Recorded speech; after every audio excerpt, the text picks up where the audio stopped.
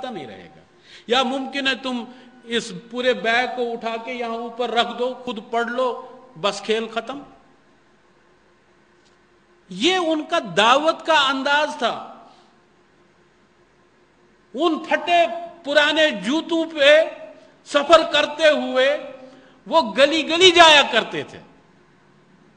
اور اسی طرح یہ اجتماعیت کا حکم تھا کہ ان کی ذمہ داری یہ ہے. گیلانی صاحب کی اسی طرح ذمہ داری لگی ہوتی تھی. احرار صاحب ہمارے شیخ الحدیث تھے, ان کی ذمہ داری ہوتی تھی. اور وہ شرم نہیں محسوس کرتے تھے کہ اپنے ساتھ بیگ اٹھا کے نکلتے اور اس میں لٹریچر ہوتا اور وہ دوسروں تک پہنچاتے. تو اجتماعیت, ہم آپس میں بات کر رہے تھے, جاوید بھائی بھی تھے, فاضل بھائی بھی, میں بھی, اور بھی صدیق صاحب وغیرہ. کراچی کے ایک رکن جماعت, یہ ہمارے دور کی بات ہے, یہ کوئی دور اول کی باتیں میں نہیں سنا رہا آپ کو. اسی طرح اجتماع بلایا گیا ہے. ہر اجتماع میں وہ وقت سے پہلے حاضر ہوتے تھے, لیکن اس دن وہ 15 منٹ لیٹ ہوئے. درس اختتام کو پہنچا تو وہ اٹھ کھڑے ہوئے اور امیر محترم سے معافی مانگی کہ میں آج پہلی مرتبہ 10-15 منٹ لیٹ ہو گیا ہوں, لیکن اس کی وجہ یہ ہے کہ فجر کی نماز کے بعد میری والدہ کا انتقال ہو گیا, تو اس میں مجھے کچھ وقت لگا, لیکن یہ چونکہ فرض تھا, آپ نے حکم دیا تھا, تو اس میں مجھے 10 منٹ لیٹ ہو گئے. تو اب آپ مجھے اجازت دیں تاکہ میں ان کی تجہیز و تکفین کا باقی کام جو ہے وہ انجام دوں. اس طرح جب دعوت کا کام ہوگا, جب اس میں انفاق ہوگا, جب اس میں نظم و ضبط ہوگا, جب ایک یقین کے ساتھ, اس یقین کے ساتھ یہ اللہ اور اس کے رسول صلی اللہ علیہ وسلم کا کام ہے, ہم اس کام کو کریں گے, آپ دیکھیں گے کہ اللہ تعالیٰ اس میں کتنی برکت ڈالیں گے. ابتدائی دور میں بھی اللہ تعالیٰ نے اس میں برکت ڈالی, اور اس کا وعدہ ہے, اس کا وعدہ ہے, یہ بھی حدیث قدسی ہے, لو ان عبیدی اطاعونی, اگر میرے بندے میرے اس دین کو غالب کرنے کی جدوجہد میں مصروف ہو جائیں, اللہ کے بندے بن کر زندگی بسر کریں, لَأَسْقَيْتُهُمُ الْمَطْرَ بِاللَّيْلِ, میں رات کی تاریکی میں ان کے لیے بارش برساؤں گا تاکہ ان کے ڈیم بھر جائیں, تاکہ ان کی نہریں جو ہیں ان سے کھیتیں اور کھلیان جو ہیں وہ سیراب ہو سکیں, ان کے بجلی کے کمکمے جو ہیں یہ روشن رہیں. یہ سارا کام اللہ تعالیٰ اپنے ذمہ لیتا ہے کہ یہ میں رات میں انجام دوں گا. وَأَطْلَعْتُ عَلَيْهِمُ الشَّمْسُ بِالنَّهَارِ, اور دن کو میں آفتاب کو خوب چمکاؤں تاکہ تم کاروبار ٹھیک طریقے سے کر سکو. وَلَمْ أُسْمِعْهُمْ صَوْتَ الرَّعْدِ, اور تمہارے کانوں کو بجلی کے چمکنے کی اور بادلوں کے کڑکنے کی وہ گونج جو ہے وہ بھی نہ سناؤں. اتنا امن, اتنا اطمینان کہ تمہارے بچے کہیں ڈر نہ جائیں. بادلوں کی گرج سے, بجلیوں کے چمکنے سے امن ہوگا, اطمینان ہوگا, خوشحالی ہوگی, فارغ البالی ہوگی. یہ اس دعوت کے نتیجے میں ہوگا. تو اس لحاظ سے ہمیں اپنی اس دعوت کو کما حق ہو انجام دینے کی کوشش کرنی ہے. لیکن میں پھر یہ بات کہوں گا کہ اس کام کو کرنے سے پہلے,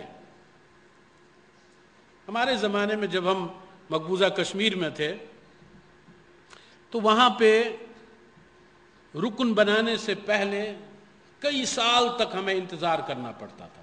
اور وہ انتظار اس لیے نہیں تھا کہ کوئی ٹرکھانے والی بات ہوتی تھی, بلکہ اصل میں جماعت یہ دیکھتی تھی کہ ان لوگوں نے دین کو سمجھا ہے, اس کو اصل حیثیت میں سمجھا ہے, ہماری جماعت کے طریقہ کار اور دیگر جماعتوں کے طریقہ کار کو بھی ٹھیک طرح سمجھا ہے.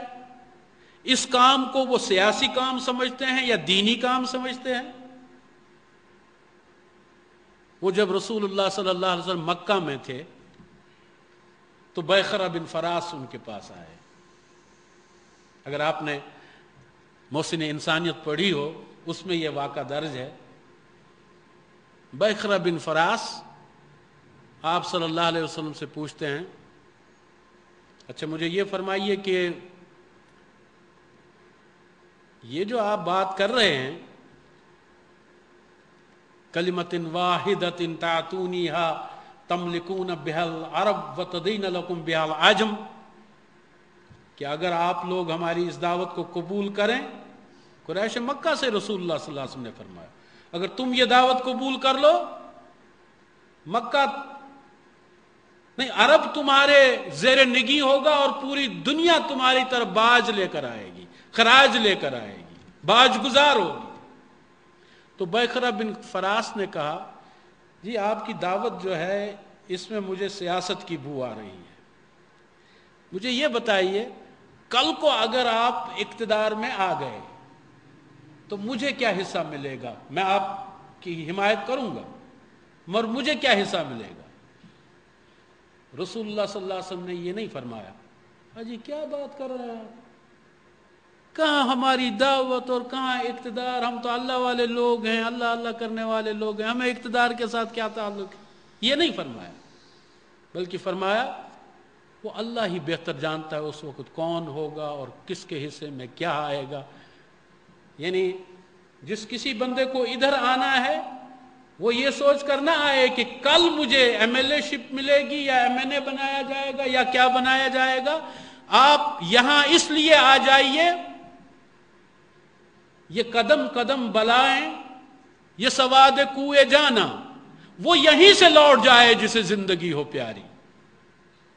یہاں آپ کو نقد دل ہارنے کے لیے آنا ہے، یہاں خود کو قربان کرنے کے لیے یہاں آنا ہے. ان صلاتی و نسکی و محیای و مماتی للہ رب العالمین. ہمارا جینا، ہمارا مرنا، ہماری نمازیں، ہماری قربانیاں، ہماری عبادتیں، ہمارے تمام مراسم عبودیت یہ سب اللہ کے لیے ہے. تو اس لحاظ سے ہمیں یہ بھی پیش نظر رہنا چاہیے کہ یہ شہادت گہے الفت میں قدم رکھنا ہے. لوگ آسان سمجھتے ہیں مسلمان ہونا، تو اس راستے کا انتخاب ہم نے سوچ سمجھ کر کیا ہے، جان بوجھ کے کیا ہے، اللہ کا دین سمجھ کے کیا ہے، اور اس میں جو برکتیں اللہ تعالیٰ نے رکھی ہیں ان کو پیش نظر رکھتے ہوئے کیا ہے. تو اسی حیثیت سے اس کو ایک دین کا کام سمجھتے ہوئے، ایک روحانیت کا کام سمجھتے ہوئے ہمیں اس کام کو انجام دینا ہے. لیکن جس طرح میں نے پہلے بھی عرض کیا کہ ہم یہ کام خلا میں نہیں کر رہے بلکہ مزاحم اور مخالف قوتوں کے درمیان کر رہے ہیں. رسول اللہ صلی اللہ علیہ وسلم کے زمانے میں قرآن مجید پڑھیں آپ تو اس میں آپ کو ملے گی یہ آیت وَإِذْ يَمْكُرُ بِكَ الَّذِينَ كَفَرُوا لِيُثْبِتُوكَ أَوْ يَقْتُلُوكَ أَوْ يُخْرِجُوكَ وَيَمْكُرُونَ وَيَمْكُرُ اللَّهُ وَاللَّهُ خَيْرُ الْمَاكِرِينَ. اس وقت کو یاد کیجئے اے محمد صلی اللہ علیہ وسلم جب آپ کے دشمن جو اس دین اسلام کو اپنی پھونکوں سے بجھا دینا چاہتے ہیں، اس روشن شمع کو، جب وہ منصوبے بنا رہے تھے کہ آپ کو قید کریں، آپ کو قتل کریں یا آپ کو ملک بدر کریں، آپ جب اس راہ میں قدم رکھتے ہیں تو اس آیت کو بھی پیش نظر رکھیے گا کہ اس راہ میں رسول اللہ صلی اللہ علیہ وسلم 3 سال تک شعب ابی طالب میں قید رہے. تو کیا آپ قید و بند کی وہ سختیاں برداشت کرنے کے لیے تیار ہیں؟ اگر ہیں تو بے شک اس راہ کو اختیار کیجئے، ورنہ ایسی بھی راہیں ہیں جہاں عین ممکن ہے کہ آپ کے لیے پھولوں کی مالائیں منتظر ہوں. یہاں قتل کے منصوبے بنیں گے آپ کے خلاف، یہاں آپ کو قید و بند کی سختیاں برداشت کرنا پڑیں گی، یہاں آپ کو ملک بدر بھی کیا جا سکتا ہے. یہ اس دعوت دین کا خاصہ ہے، اس کا تقاضا ہے.